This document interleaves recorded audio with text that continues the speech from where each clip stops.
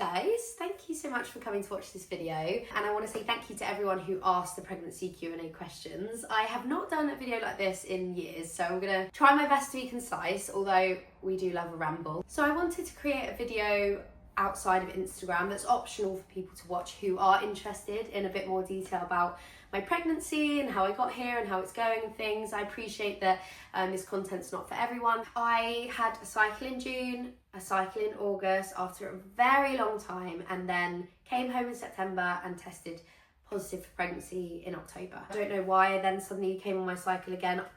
I'm now kind of like, was it Bali?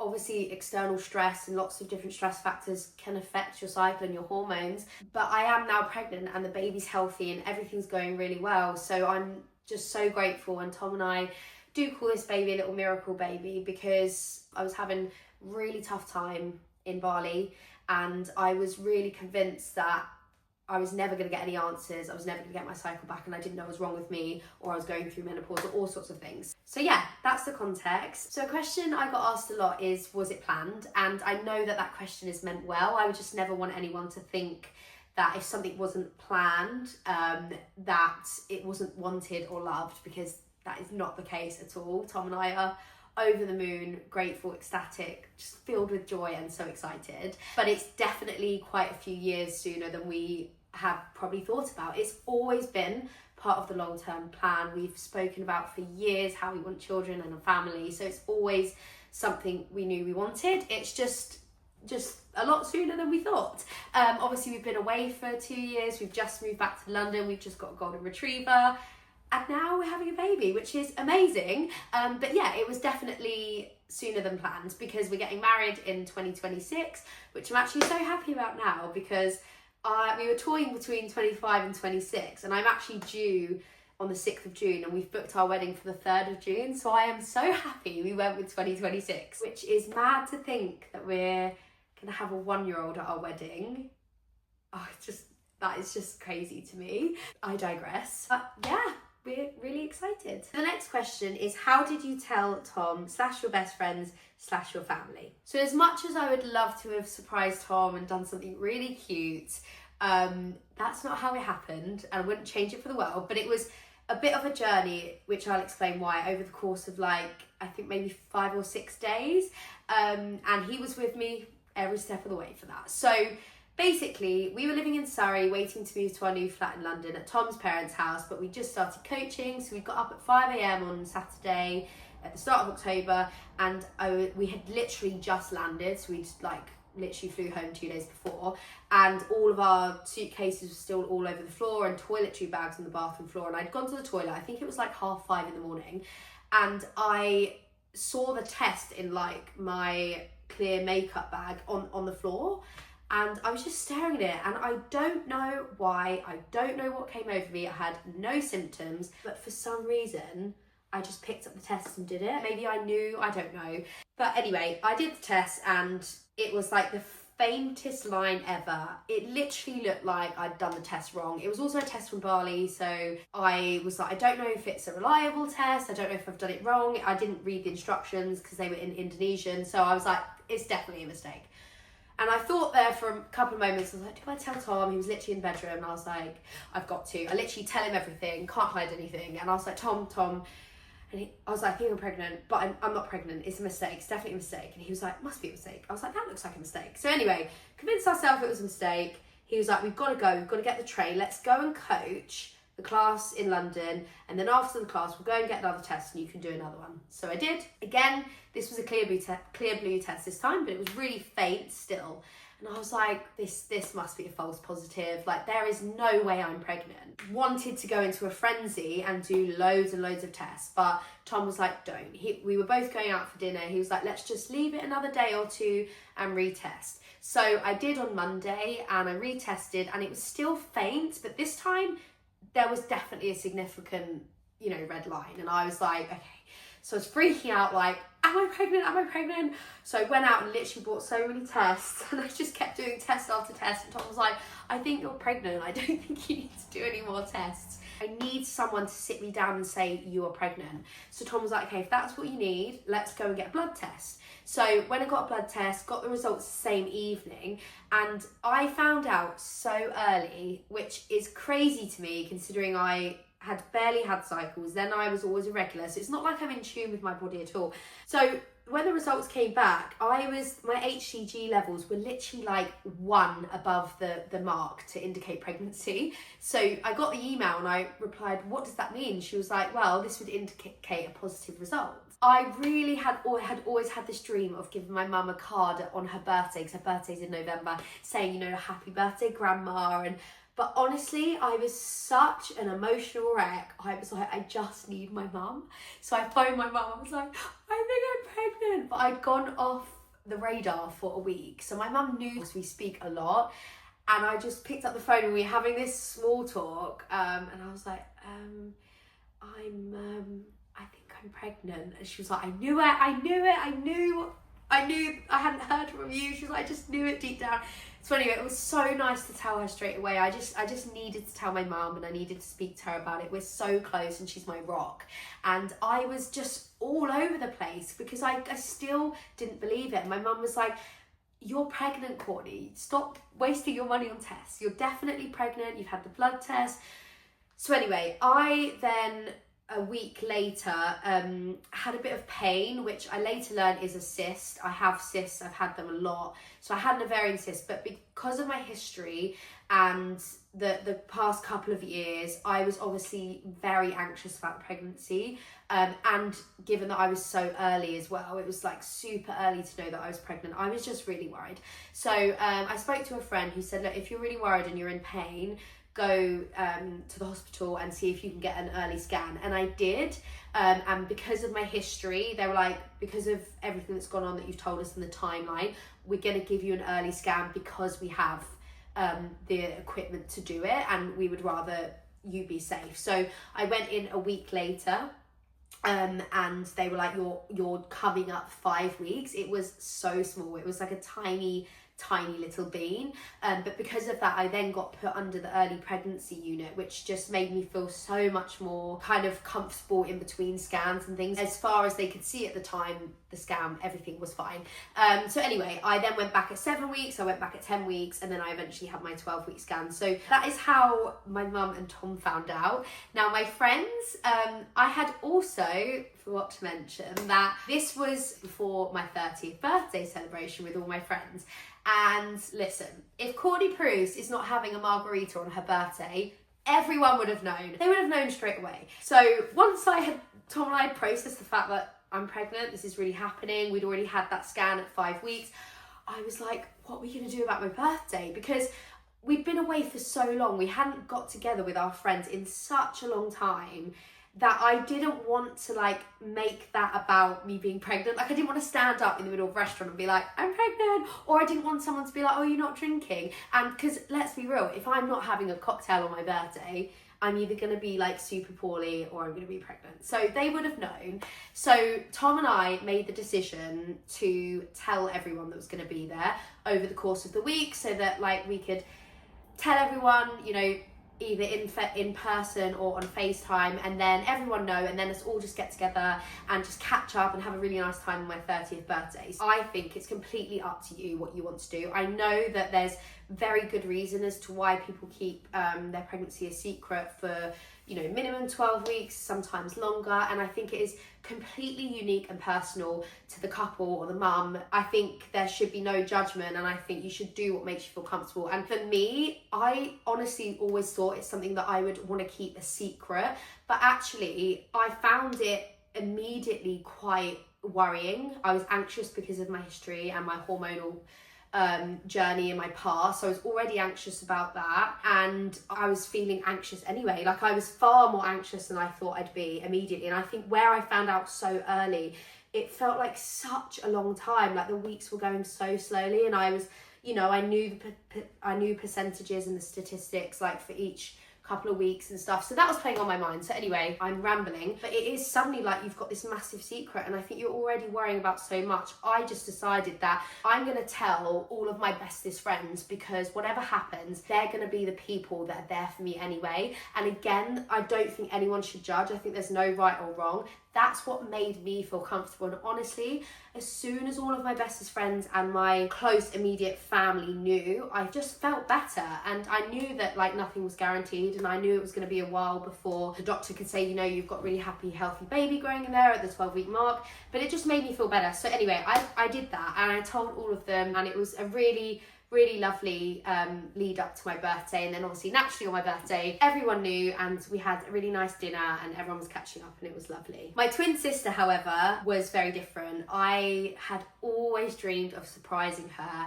and obviously because it was my 30th birthday, it was also my twin sister's 30th birthday, and it was the hardest secret to keep. My twin sister is my best friend. We are like this. So I had told my mum before my twin, which felt so wrong, but I knew why I did it, and it's because I was desperate to surprise her with a present on our birthday. And I'm so glad I did, because it was just the best moment ever, the best feeling. We went to the park, and because she has a son who's nearly 6 years old, and we went to the park with Tom, my sister, the dog, and Oscar, and we sat down on a bench, and I gave her a gift bag with some tissue, and it had the pregnancy test at the bottom. And I'm so glad that I surprised her, because it was just the best moment ever. Didn't quite surprise my mum the way I wanted to, but yeah, I wouldn't change anything for the world. Actually, it was really nice to know that like a lot of close people around me knew, because there was times when I was really struggling, and it just felt less lonely for them to know that. Another question I had a lot is, what is my birth plan? I actually haven't really thought about it in much detail yet. I'm nearly 15 weeks, I've got a long way to go, but I do know deep down that I'm not against anything that will help my baby arrive safely. That's my number one priority. That's just all I want. So if I have to have something that I hadn't planned for, I want to do it to make sure the baby's safe. That's all I care about right now. Obviously, I haven't, as I said, sat and thought about it. I haven't discussed it with the midwife yet or anything like that. That's all to come in due course in my next appointment. But I definitely am going to have birth in hospital. I think for me personally, that is just where I will feel most confident in giving birth. So I know that I'm not going to be looking at having home birth or anything like that. I would just rather be in a hospital. But that's all I know so far. So the next question, I'm actually going to combine a few, because I think they're correlative and they kind of flow into one another. So one question was, what has my pregnancy been like up until now, and how I'm feeling, has things changed? And the other question was asked by other pregnant women, congratulations by the way, on how to deal with the reduced activity when you're basically feeling pretty rubbish when you're pregnant. So the best thing for me to do is just go back and tell you when I started to struggle and what kind of my first trimester was like. So as I said, I found out really early, which felt like the longest time in the world. And around week 4, I started to feel things. I had no idea about the pregnancy fatigue. It really took me by surprise, and it took me down. Obviously, my twins had a pregnancy that I was very close to her throughout her entire pregnancy. She had a really tough time with sickness. My best friend's pregnant, and she won't mind me saying she's had a really, really tough time with chronic sickness as well. Oh, sorry, that's my dog moving the tripod. She's just woken up. Yeah, so basically I knew about that, and I wasn't experiencing any of that, but I didn't know about fatigue, and I honestly really struggled because I wasn't expecting it, and I just had a really bad time. Basically, had some days where I physically couldn't get out of bed, and it was like having, I don't know, your worst hangover, mentally and physically. I was exhausted all the time. I'd do one thing and go back to bed. Tom will joke that he's seen me nap one time in the whole near 6 years we've been together. Physically exhausted, but also mentally. I remember lying there thinking, okay, you just need to get up and do this, and I couldn't. Or if I did, I would then get back into bed. And I think the hardest part for me was beating myself up mentally about it. And if I could go back now, I would say to when I was say 4 or 5 weeks and starting to really struggle, I would go back and I would shake myself and say, you're growing a human, you're not faking it, you're not weak, you're growing a human, it's really difficult, and what you're feeling is real. That was the biggest thing for me. I was questioning myself, like, can you actually get up today, or are you just like, not faking it, but are you just weak, or are you just emotional? But do you know what, it doesn't matter, because I was feeling that way and I couldn't do certain things and I was really struggling, and it was a huge contrast to who I am. I'm a go-getter, you're an active person, and then suddenly you're not, and it was really difficult, and I wish I could go back now, and I still have wobbles now. Like, don't get me wrong, I'm feeling so much better now, and I definitely have some spark back, but I still have days. Like yesterday I had a terrible day. I went to the gym in the morning and I felt exhausted for the rest of the day, and I spent most of the day on the sofa because I mentally and physically couldn't bring myself to do anything,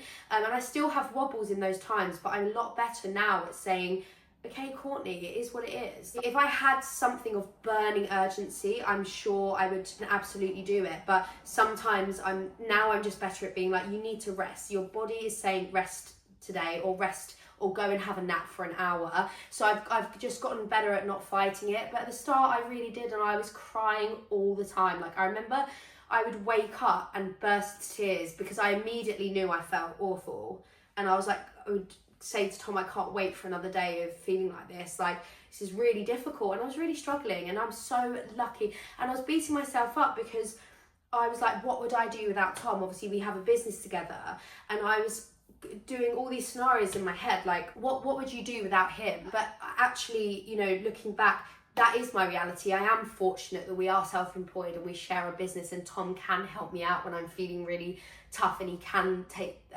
support us and pick up the work that I'm not able to do that day. I'm just being totally honest, like I wasn't coping very well with it. You know, I like to think I'm very good at coping at certain things, but yeah, it was completely new, right? And so I don't know why I was expecting to be able to cope, which is what Tom used to say to me, is like, every time I cry, I would then cry about the fact I'm crying, like, I can't believe you're crying, there's people out there throwing their guts up all day, every day. And I found myself comparing, which we all know is toxic in any respect, in any aspect of life, and it's something that I've worked really hard to do and that I just don't do as a coach in the industry. I've worked really hard, and I don't compare my body, I don't compare my athletic ability, I don't compare my business, I don't compare anything. Suddenly I'm comparing, making myself feel like shit. Well, your best friend has had such a tough time, and you're not struggling the way she is, so you need to pull your shit together. Because I'm really lucky, like I haven't struggled to eat is the main thing, but yeah, I was just beating myself up a lot and comparing, which is toxic. And actually looking back, is like, why are you comparing? Everyone's different. I cannot tell you the amount of time I have spent on Reddit and forums and all sorts of things just for reassurance, like reassurance that I'm not the only one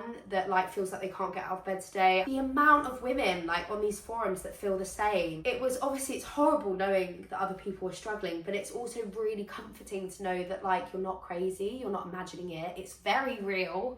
And the hormones and the changes that your body's doing, you're literally growing a human, you're growing a human's organs.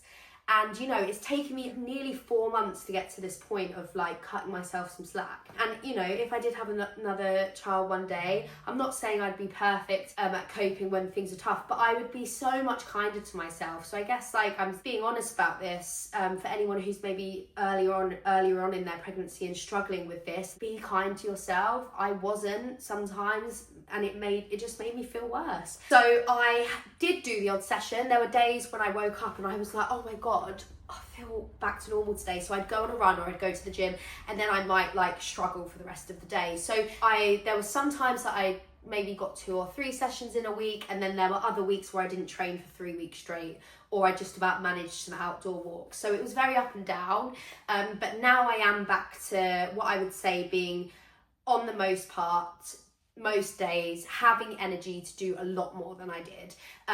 Obviously it is still an adjustment, like I still can't, sometimes I overset myself tasks in the day and I'll do like a few things, but like the list is just too long for the fact that I'm not where I was 4 months ago before I'm pregnant. I am pregnant, and even though I'm feeling better and I have more energy, I don't have the same energy as I used to, and maybe I can't achieve the same amount of things in one day. And again, it's all just been an adjustment. This whole thing is an adjustment because it's the first time it's ever happened to me. I've never had this experience. I've never been pregnant.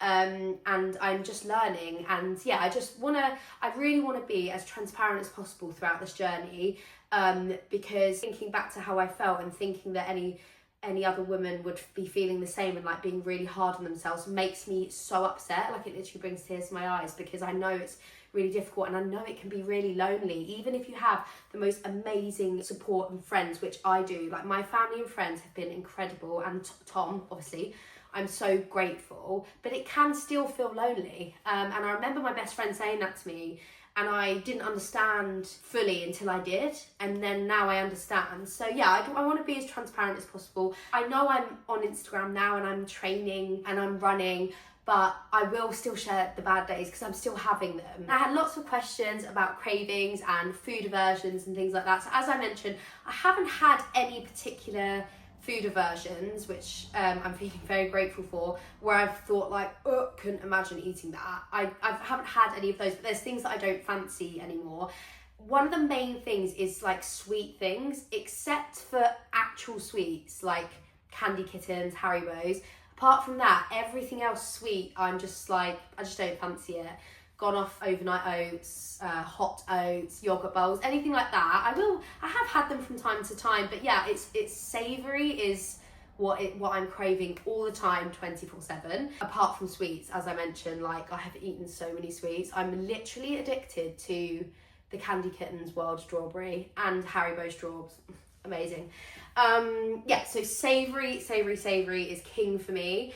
I have gone off what I would call traditional meals, including two of my favourites, which is really sad, which I actually haven't eaten in months, which is chili con carne, which I say I could eat for the rest of my life, breakfast, lunch and dinner. Like, chili con carne is my favourite meal in the whole world because it's so versatile. You can have it with nachos, you can have it with rice, you can have it in a burrito, on a jacket potato. I'm going on a tangent again. I'm a big foodie, as you can tell. Yeah, so I've gone off that and like spaghetti bolognese as well, meatballs and spag bowl. Oh, I'm really sad. But where I'm not having parmesan, it's just like, I think I'm just like, I can't have pasta without heaps of parmesan on top. In terms of what I'm craving or what I eat a lot is Asian flavours. Like, Asian flavours are on my mind from the minute I wake up. The other morning, I literally woke up and made egg fried rice with like soy sauce because I was just craving it all the time. Salt and vinegar is a huge one for me. Like, anything salt and vinegar, send my way. Crisps in general, but I've probably had a pack of Monster Munch every day for like the last 10 years, give or take a few days. But I'm not exaggerating. A good portion of my life, I've had a pack of Monster Munch every day. So crisps has always been there for me. So I'm very happy to still be into them. And then beef, I've had a lot of craving for beef. Chicken, eggs, like they're just staples. I'm eating a lot of beef, chicken, eggs. Things. Oh, red apples. Oh my goodness. I have eaten more red apples in the last 3 months than I have in my entire life. Like, sometimes I'm having 2 or 3 apples a day.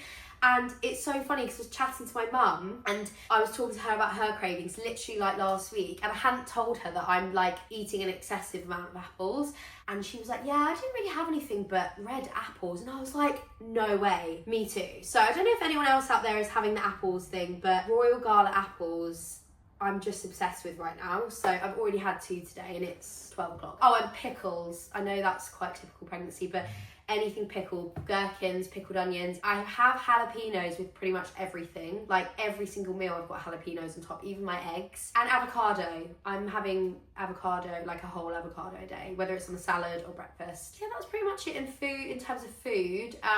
Let's leave the food there because I could talk all day about food. So another question that I got asked a lot is how am I adapting my training for pregnancy / what is my training looking like? So I'm not training for performance right now, okay? That's the biggest change. I'm no longer training for performance. I'm training for different reasons. So for me, I'm training to maintain my strength, maintain some fitness, and for my mental health. That is the biggest thing. And the weeks at a time or days at a time where I was in bed, like, all I wanted to do was just walk to the gym and even sit on the bike for my mental health. And that being taken away naturally takes away a lot of my coping mechanisms, because training for me, I've with the ups and downs in mental health in the last couple of years, training for me became more than just like about what I can do and the skills and the fitness and the strength. It was for my mental health, and I've noticed that now more than ever throughout like the times in Bali when I was injured or I was, you know, trapped inside with the skin thing, and the pregnancy is how much I need that for my mental health. So yeah, that is a key driver for me. I'm just a different person when I've got that endorphin release. It's something I love physically and for the way it makes me feel afterwards. So I'm training to maintain and for my mental health, and the key thing with that is obviously a change in intensity. That's pretty much straight away. Now, right at the start, and I'm still having it now, but it's better, my heart rate was so high. I remember shortly after finding out I was pregnant, going to the gym, and I did a set of barbell back rack lunges, and my heart rate was like boom, boom, boom, boom. So I had already known from working with pregnant clients in the past, like a lot of them had the same thing with a high heart rate. So I knew that that was a common thing. It just again took me by surprise. I was like, whoa. So the first couple of weeks, I wasn't doing any kind of like cardio. I was just doing strength training and then very easy runs. But my heart rate was high. So when I say easy, it was just like very slow, or I'd do calories on the bike or row just at a very moderate pace just to keep me moving, but just making sure I still felt comfortable with my heart rate. Now I have added a bit more intensity in, but again, intensity for me now is basically, as a rule of thumb for myself, I'm not really working at what feels more than a 7.5 out of 10, because that's what I feel comfortable with. I had a really sporadic year of training before I got pregnant, so even though I could do all these things in CrossFit and lift all these heavy weights, like my training was so sporadic in the last 12 months until now that I wouldn't say I had, like, if I had a certain baseline, I would feel comfortable doing certain things. So I'm just going off basically where I'm at on a whole in the last year. I just haven't really fancied doing Olympic lifting, really. It's not that I wouldn't do it, I just haven't really fancied it. I've just been really enjoying traditional strength training, traditional bodybuilding, throwing some running in there, a bit of conditioning. I'm just doing things that make me feel comfortable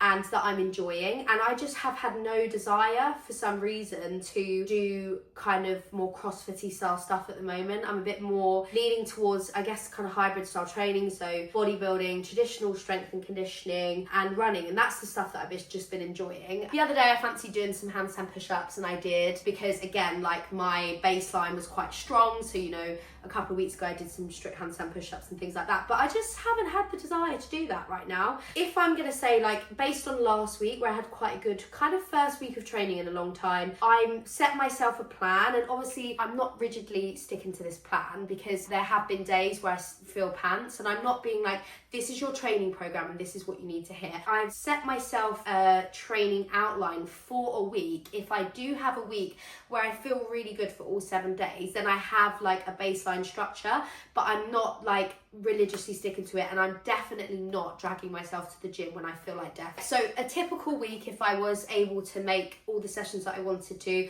I'm aiming for 2 full body strength sessions. So one I'll do a full body push, and the other I'll do a full body pull. And then I'm aiming for 2 runs. So that might be 2 easy runs, or it might be 1 easy run and 1 more like interval tempo run. But again, you know, my intensity is capped at a certain level, and that's just where I'm keeping it. But I have increased the intensity, so I am finding it easier to be a little bit more out of breath in my training. But again, it's within reason, and I'm not ending myself. I'm just working at a pace in which I can still hold a conversation. I'm not keeled over on the floor gasping for breath. I'm not like pushing myself to my max at all. I'm just maintaining, moving to feel good, most importantly, moving to enjoy my sessions. And then if I feel up to it, I'll add an extra session in. That might be Pilates, it might be yoga, it might be taking a class, it might be an extra high rocks conditioning session, just what I fancy. But I'm aiming to do the 2 strength sessions and the 2 runs, and then an additional session if I fancy it. But again, just focusing on how I feel day to day. One thing I am trying to stick to is outdoor walking. That's just something that I've really found joy in, is just walking. walking, especially coming from times when you felt so rubbish and unable to do anything that makes you feel good, like moving your body. Just like the appreciation for walking and actually how good walking makes you feel as well. So yeah, that's pretty much it in terms of my training. Another one of my most popular questions, and that was mainly from other pregnant women, so I'm gonna answer this as honestly as possible, is how I feel about my body changing. I want to start by saying everyone is different, and I think it's something that you, with pregnancy in general, everything that pregnancy involves, if it's your first time, it's all going to be new, and I think everyone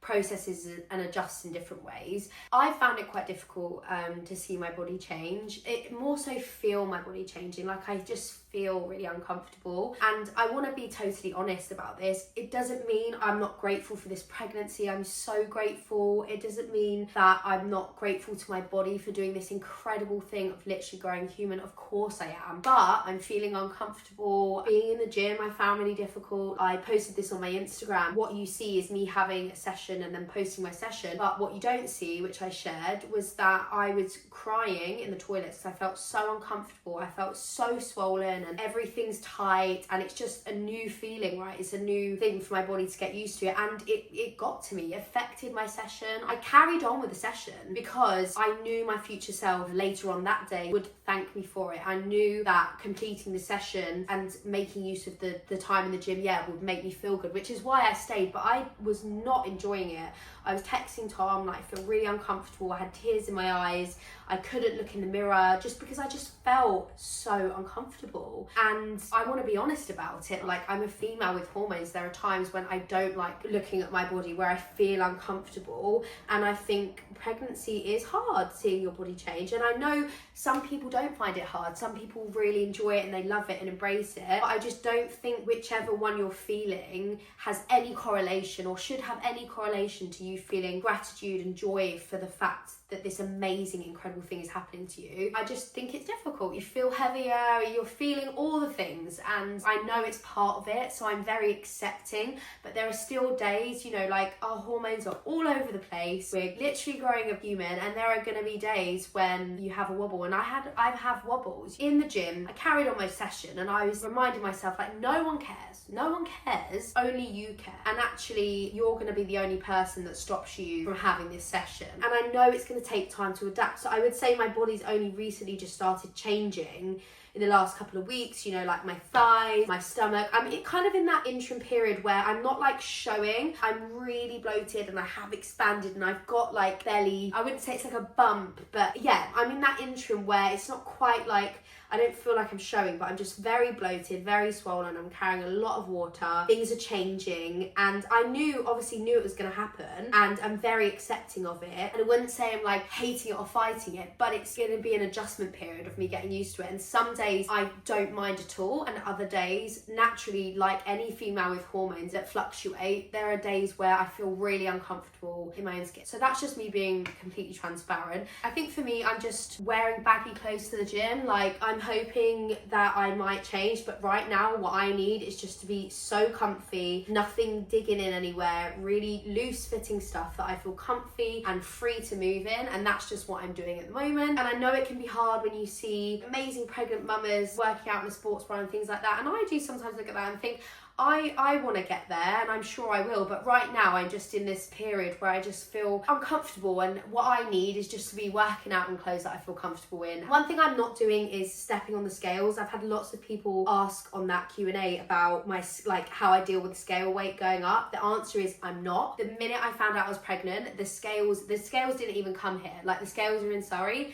Tom's parents, they did not come to this flat, because I won't do it, because I know you're going to gain weight in pregnancy. I just don't personally feel that I need to see that scale going up. I don't know what I weigh right now, and I don't care, because my body's changing. I'm eating what I feel I need to eat. Yeah, I'm moving, but sometimes I'm not. I'm just doing what my body needs, and I'm not stepping on the scale. I know you gain weight. Like, my boobs have grown, which is amazing, because I have literally been flat chested my whole life, and now I have boobs. Great. I mean, they hurt so freaking much, but I'm not complaining because they're bigger. So that's weight. I'm carrying water, you're carrying fluid.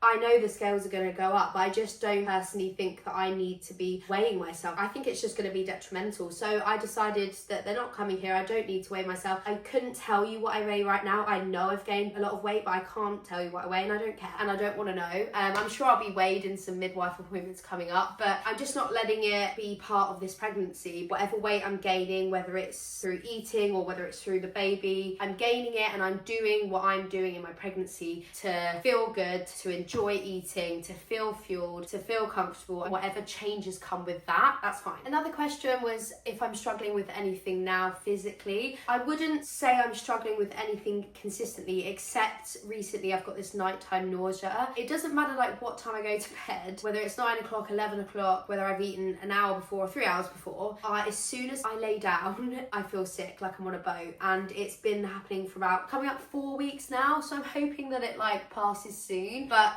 yeah, it's just very disruptive on the sleep. I am really fortunate. I've literally only thrown up a handful of times in this pregnancy, but I have been really nauseous. So for me, the two things at the moment are car journeys. So I'm just making sure I eat in the car and eat before I get in the car. That helps. And then eating a snack before bed helps. But I'm still getting it. I'm just a bit better at managing it. So like I can fall asleep now. Whereas when it first started happening, I felt so sick I couldn't sleep, or I'd wake up at like 2, 3 a.m. and I'd be like, Tom, move, I'm gonna throw up. Even though I knew I wouldn't throw up, it's that horrible feeling. I get headaches a fair bit, but like nothing too unmanageable. But other than that, except for just tiredness and the nausea, nothing too much just yet. But I'm sure that will all change because I'm still early, I'm still coming up to that 15-week mark. Maybe I'll do an update later on, as I said. I think I said that already in this video, but yeah, maybe we'll do like a midway update or something. So another popular question was, are we going to find out the gender? And yes, we are.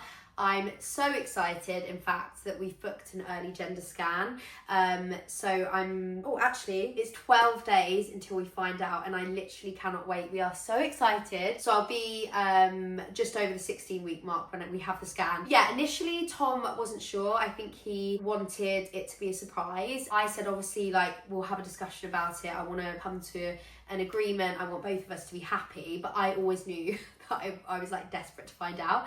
And I think more so because I want to stop saying it. Like, I'd love to be able to say he or she, or I'd just love to be able to talk to the baby knowing if it's a boy or a girl. And not that it would change anything. We have zero preference. I will be happy with either a boy or a girl. I just want a happy, healthy baby. So yeah, we don't like have a preference or anything, of course not, but it would just be really nice to be able to speak to the baby knowing if it's a boy or a girl. 12 days until we find out, and I can't wait. Predictions wise, my whole family think it's a boy. Tom thinks it's a boy, and most of my friends think it's a boy, but a couple who are going against the grain and saying a girl. I honestly don't know. I don't have any feeling. I'm just going off like a lot of my family, and my mum, who is just seems to know everything, is like, it's a boy.